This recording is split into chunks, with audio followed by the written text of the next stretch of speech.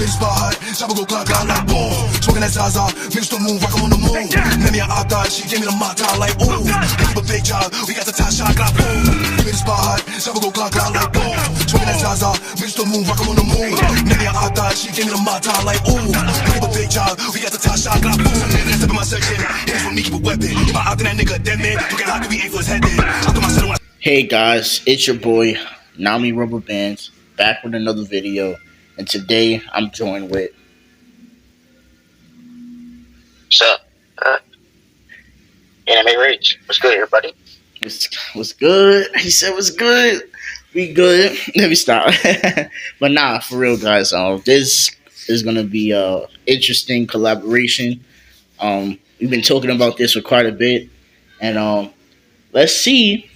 How will death powers from Darksiders work in the world of high school DXD?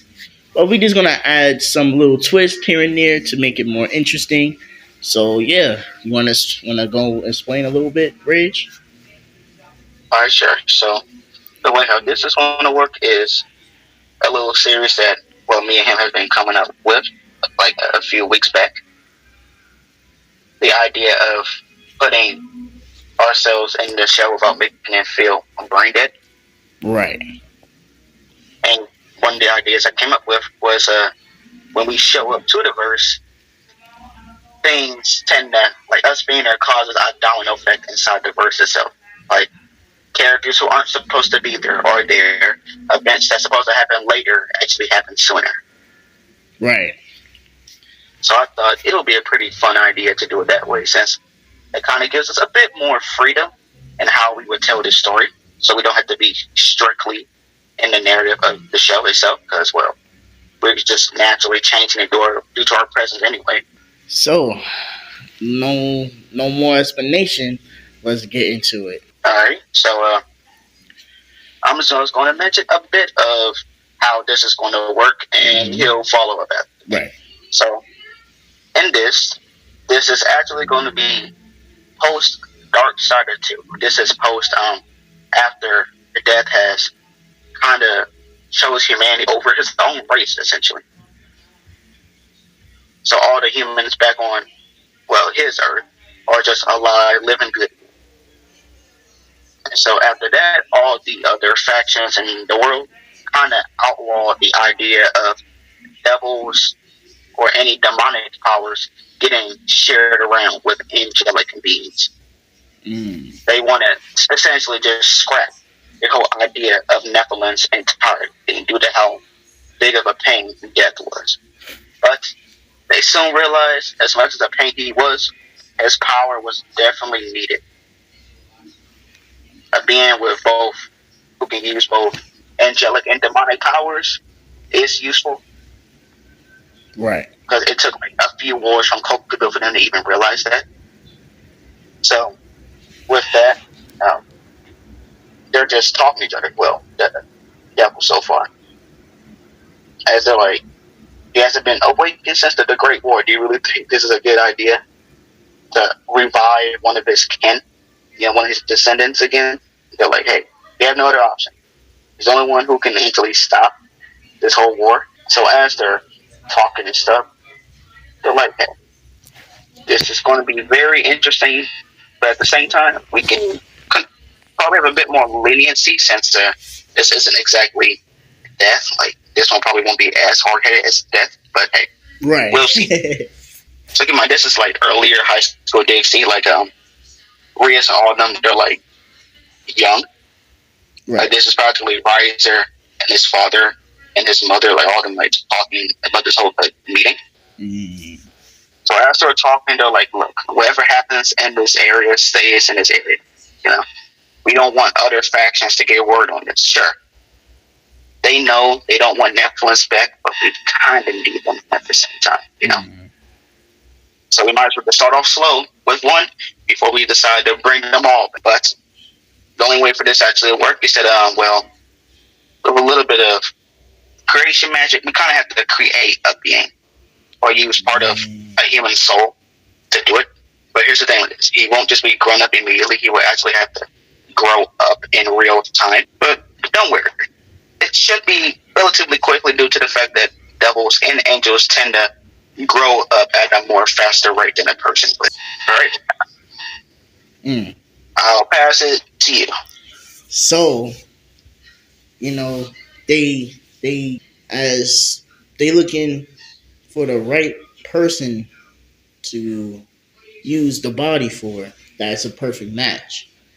Which they're like, this might take a long time. As we cut to like Rias is there, and she says, "What about this person all the way to the left?" As they like look down and like, wait, that's no way. That's like that is this is kind of crazy. And because the thing is, it's shocking to them because they've been looking for a perfect suitor for like years. It's not like a instant thing where you have to find the right matchup.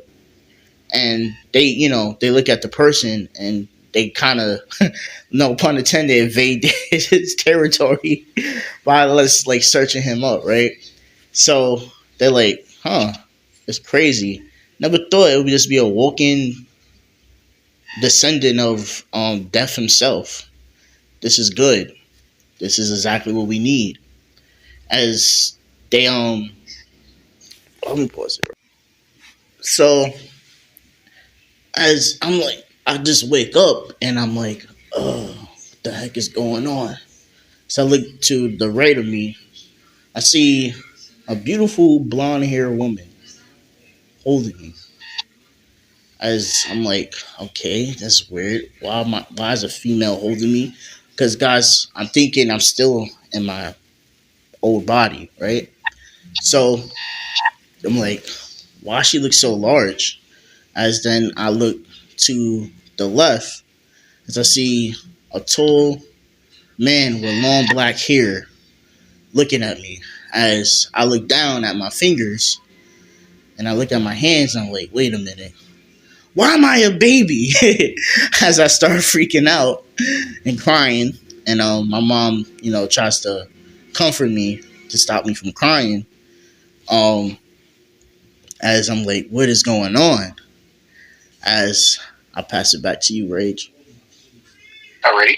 So, as him being born, the parents, cradling him, comforting him, right? But it doesn't take them too long to just quiet back down because, you're a bit confused, but at the same time, you can kind of read the room a bit. Right. So, we're going to cut back to Rice and his family as Rice was like, well, we still have, I guess we didn't need this much demonic energy. Like, we still have a lot. So what are we going to do with it? Mm-hmm.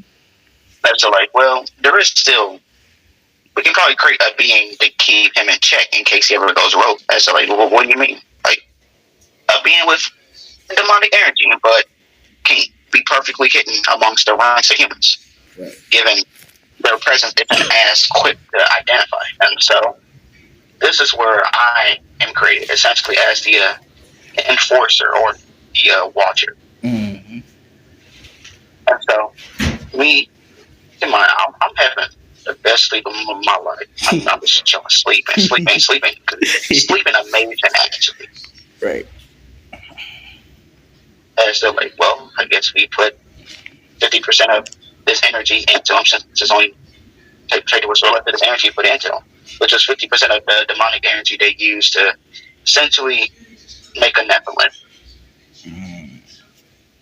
They put both respectfully 50% angel energy and 50% of demonic energy. Because they know they can't have more or less than the amount that they put in for either side individually. Otherwise, there'll be an imbalance. Right. And impurity, if you will. So they took 50% of that demonicness and put it in me.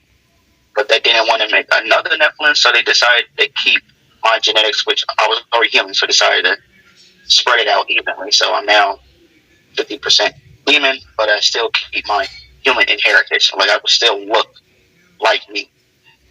Or at least that's what I'm thinking. So I cut to my side of the world because they essentially recreated me from birth again.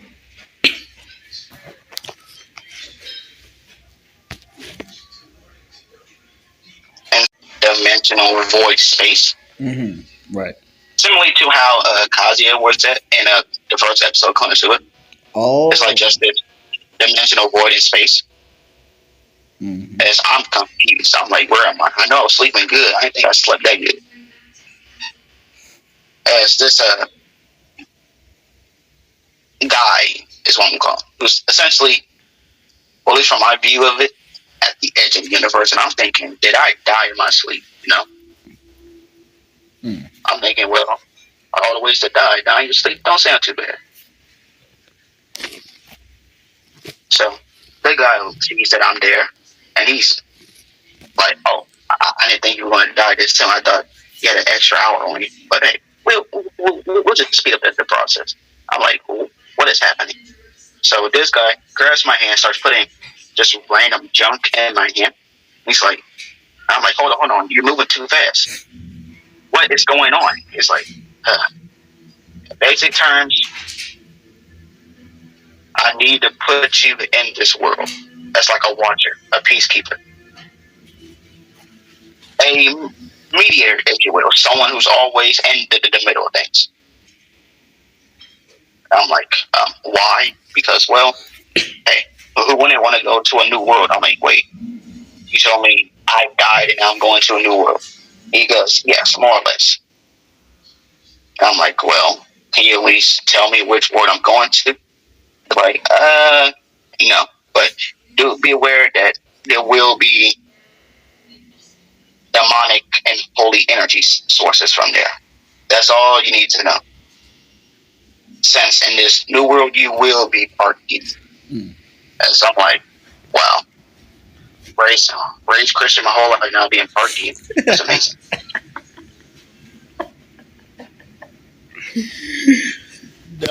Oops.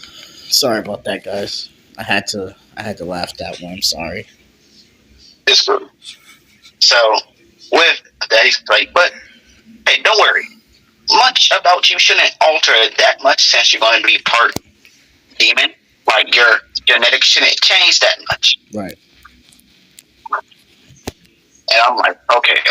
At least I get to chill and relax. As he's like, alrighty, I'm ready. He's like, very nicely, just step into this beam of light, right? And as this beam of light just casts over me, it's like similar to like an Ultra Instinct Goku thing where you just shut out a whole bunch of energy, like this pillar of light just straight up in the air. Think of that, similar to that, just this pillar of light, as it just takes me somewhere else. And so, with that, me being mid doing that, I essentially just feel my genetic code physically changing. I can feel it changing.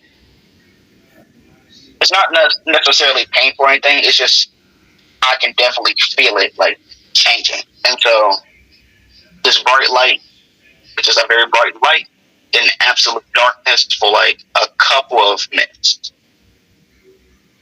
And then I wake up and I see I'm being cradled. And I'm like, why am I being cradled? As I look and see who's cradling me, and I see it's this older woman, cradling. She's not too old, like probably 35, maybe early 40. And I'm just like, why is she, old? And I see like she's kind of like by herself. As I'm looking around and I see man who was like a decent height, dressed fairly well. And I look down at myself as I see him stubby arms, like very stubby arms. And I'm like, so this is what he meant. As for them, it's kind of interesting to them because they would think, a baby would start crying at this point, But no, I'm not necessarily crying. I'm just more or less surveying my surroundings. It's like I know I'm a baby. Well, you can say yes and no to that, Right. Same with me. I was raging that because I'm in a small body. I'm not in my adult body. Right. See, for you, it was kind of out of nowhere. For me, I had a bit of time to embrace for the impact. Right. And so I'm looking around. I see this blonde haired woman next to this a tanner dude. As I'm looking at myself, right, Mm-hmm. and I see a couple of things that's different. Something that's supposed to be hanging low ain't hanging low no more. I say then that's supposed to be getting tight during the winter ain't getting tight no more. Okay, I'm stop playing around. Yeah, Essentially, that's cool. my balls are gone. Yeah, it was just shocking. I'm like, me seeing it, I'm like, damn. So this is how dogs feel after getting neutered. He just took my freaking precious jewels away, my life, my state for living. Mm. I'm thinking, as a man, what am I still alive for? Until I hear her say, "Oh, she's such a beautiful baby girl." I'm like, this did not. You just giving him the whole stink face right now. Right. And I have like a face. I'm making an expression on my face that no mother probably wants their baby to be making. Right. Like I'm making like a very sour, angry look on my face. Yeah. Like it's almost as if I just ate a whole bunch of freaking lemon patch kids. I just look like I'm about to just roar at somebody. But then she starts cradling me. I'm like, well, he did say my genetics has been split in half, so maybe that's why I am what I am. Mm-hmm. But hey, I'm a baby, so I shouldn't be stressing my parents out. So I'll take it back to you. So I'm just, raging at the fact that I'm a baby, as I just suddenly stop out of nowhere. I just breathe in and breathe out and calm down. So I'm a baby again. As I look at my arms, and I could feel hints of a little bit of power left. As I'm like, so I still have my powers. I just can't contain them because I'm a baby. As my mother sees that I got real serious. She's like, "What a baby like you making a serious face like that?" As she like sees me in middle thought, right? As I kind of just do the whole fake baby thing, just to get her off me. I don't want her to be freaked out, So I just calm down and do baby stuff. As she's my mom in this story. As she's like, "Oh, are you hungry?" Whole baby thing. As I'm like, "Oh no, please don't do what I think you're gonna do." As, she starts breastfeeding me, essentially. I'm like, "Oh man, this is weird," because I'm a descendant of death, so she's not really my mom technically, but we're gonna let it slide, right? So we're gonna say a 5 year time skip goes by, as my mom is cleaning the house, as I'm sitting down reading books, as she's happy that I'm reading books and shit like that, right? And but I'm reading them. She's like, "Do you understand what those words are?" And I'm like, quite frankly, yeah. As she's shocked at my statement, as I say, "I'm gonna go head outside." As we cut outside, as I'm sitting on top of a rock, meditating, trying to get a feel of my powers once again, right? And it's there, but it's not quite there. For one thing, I know I'm stronger than an average human. For one, my father, he's he is a very successful businessman. As I'm sitting on a rock, you know, my mom is cooking. As you see, the bioelectricity start to form on my body. as the crows and every animal in that forest start to freak out. Sorry about that. As my mom is like, "What is going on? Why are the animals going in a frenzy right now?" It's because the animals can feel my angelic and demonic powers at the same time, and it's freaking them out as they they run like they see something that they shouldn't have seen. As I'm like, well, maybe I should stop for right now. Don't want to destroy anything accidentally because this forest is pretty good. As we see some shady figures watching in the background. As I pass it back to you, bro. Alrighty. So, as you're kind of dealing with your stuff, right? Mm-hmm. You're just kind of looking at them, right? Mm-hmm. And as you're looking at them, it's like a sense of familiarity. Mm-hmm. At the same time, you don't know these people. Mm-hmm. So it's like you're probably thinking, do they work with your little family? Like, what's that? What was that? And so you see that these beings, they ain't exactly nice people. I should put it bluntly. Mm-hmm. And you just see one of them create like this beam spear in their hand, chuck it at your house, kind of blowing things up. As you probably feel like, what is happening right now? Like, why is it happening? You know? Right.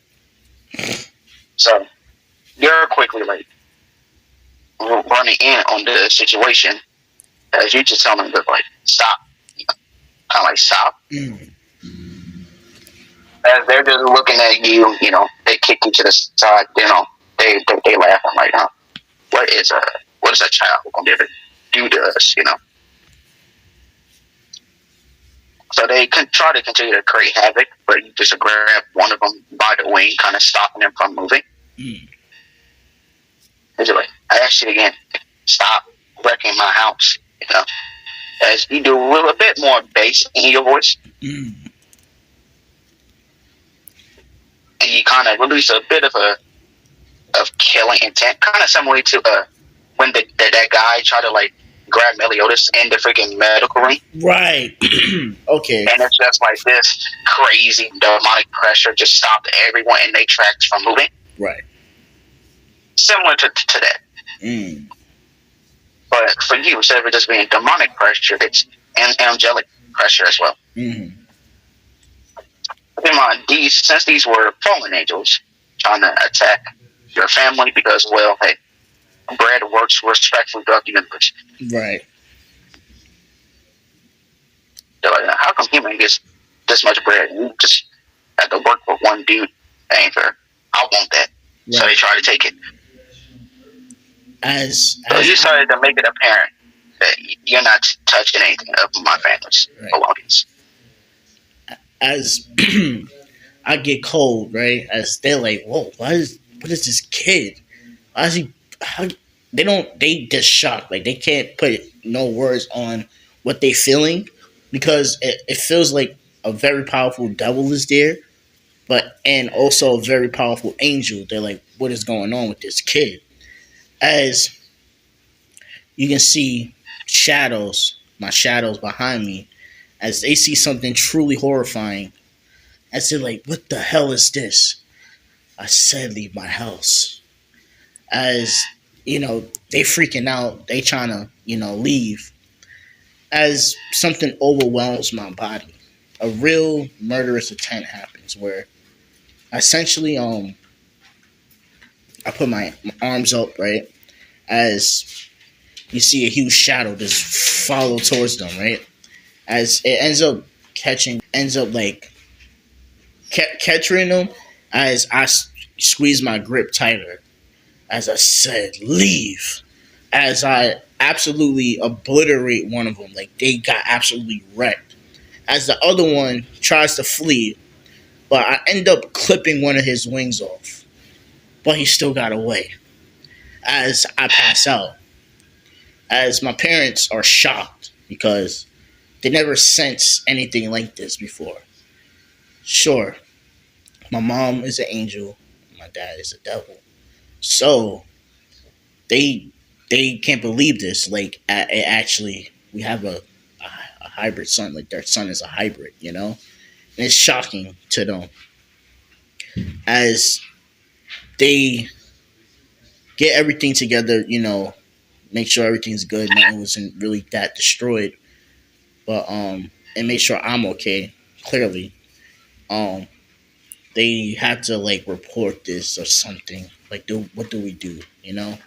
As they try to contact some very important people that's in the verse, aka the Rios Grimnery family. As we cut to Regis part. Alrighty. So Ria's, being a bit older in this one, but still, like, she's like a good I'll say 3 to 4 years older than us currently. Yeah. Since she just says, well, not just her. It's like this signal that goes off in her head. Right. Since Akano, she's still sitting near Rias because Akano was Rias' like first friend. Mm-hmm. So she would be here at this point. Like, her parents had no problem with her being involved. Right. As Rich says, did you feel that pressure, that energy? As Akano's like, yes. Seems like he's making quite a name for himself already. Yeah. It's like, true, either that or the other beings had caught word of his existence already. Mm. So they're already trying to attack him. As Akano's like, well, we shouldn't really be the ones quick to jump to the conclusion, Rich. This family that we put him through is very successful, so they could be after his parents' fortunes.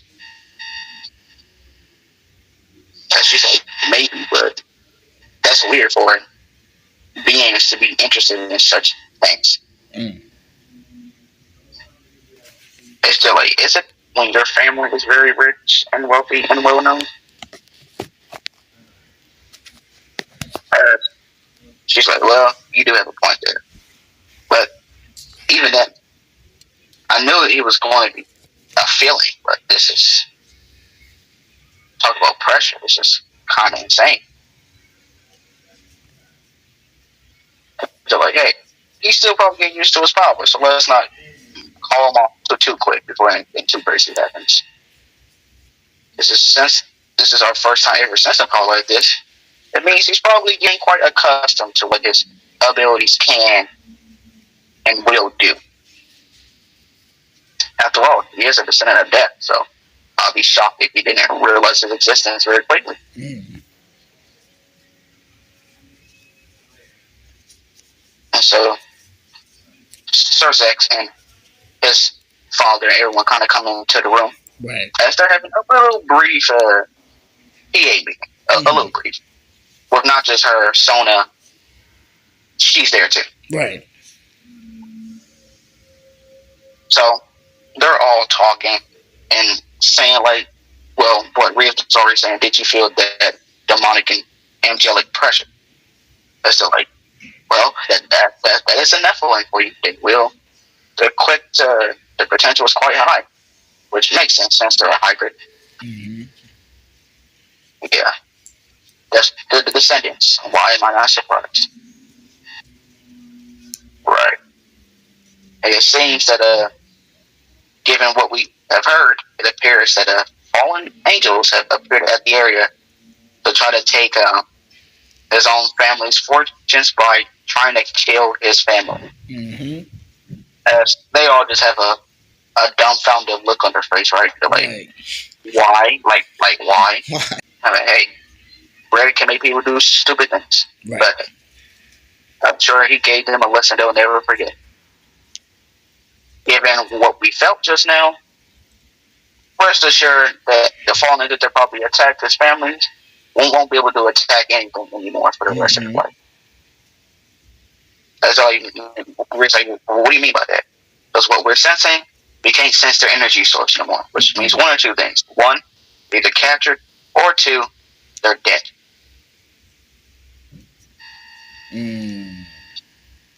Which kind of leaves the room a bit quiet, because they're like, wow, that was just little he probably wasn't even really probably thinking about it. Wasn't even really trying. And kill fallen angels like that? That potential must be absurd once he actually gets accustomed to his powers again. So like, yeah, but hey, you have to sit and wait. But like before, this doesn't get spread out to anybody else. This is just an unfortunate situation that could have happened to any race. Right. So as far as we're concerned, we need to keep this under wraps so other races don't get word of its existence quite yet. So pressure like that is probably going to lead to a lot of attention just by default. Right.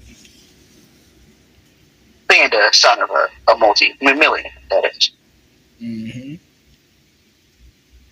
Yeah, we need to make sure when he gets the age of teenagers that he comes to Cole Academy. Walk that in to his registers. Like, already? They're like, yes.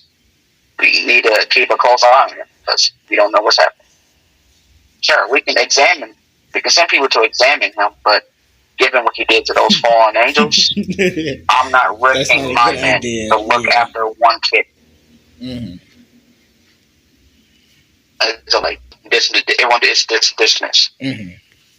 So they all leave out and kind of do their own thing. Right. So we're gonna cut back to me and my family side. So on my family side, I have been relatively living a relatively humble life. Nothing too crazy. Like I never had to worry about being broke. But I wouldn't necessarily say my family is like rich. But it's the type of family where they go out their way to make sure you never feel like you need anything. Right. You always see food in the refrigerator. You always see clothes ready for you. It's like that. We're not rich, but we ain't poor either. We're like mid class family. So I'm living pretty normal, as given my family, they do indulge me in a little bit of like what to do in terms of like just self-defense and stuff like that, but nothing too crazy. Simply due to the fact that my father just simply don't want me to get involved in that kind of stuff. Right. He wants his precious little daughter to live a pretty normal life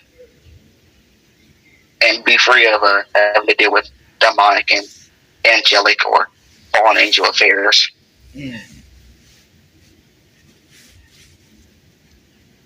Simply due to the fact that hey, he's retired as a war general of Rios' father.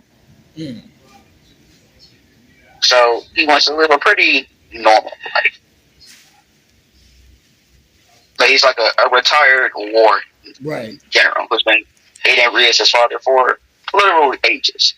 Literally ages.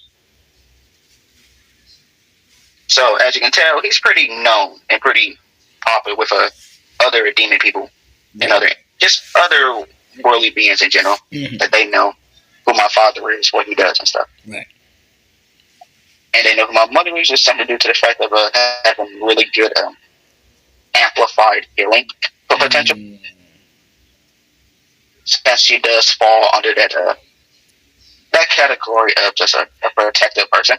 Right. So she naturally has like healing powers. Nothing to the degree of regenerating limbs or anything, but for like simple medicines and stuff and tonics and trinkets, all that stuff, that's very simple for her.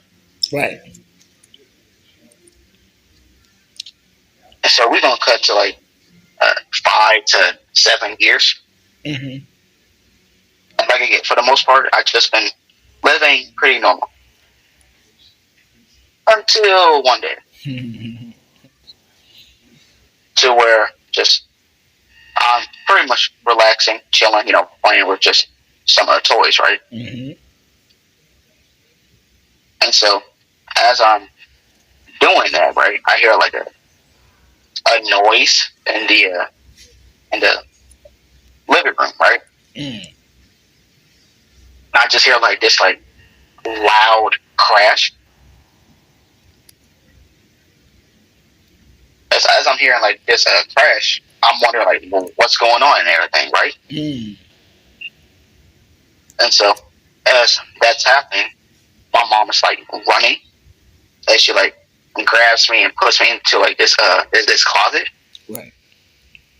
And she just says like, "Don't worry, you know, I'm gonna check up on things and I'll be able to get you out of here," right? And so as that's going, I'm just looking through like the blinds, right? As I see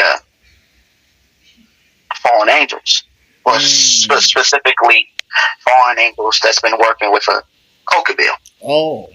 Well, you see, Coca-Bill and my father has had a very deep rivalry history. You know, everything my father was, Coca-Bill hated because, well, he wanted to be that. You know, he wanted to be the best war general. He wanted to be popular amongst the ranks of his own people. He wanted all this, you know. Now, keep in mind, there's a difference between my father and Coca-Bill.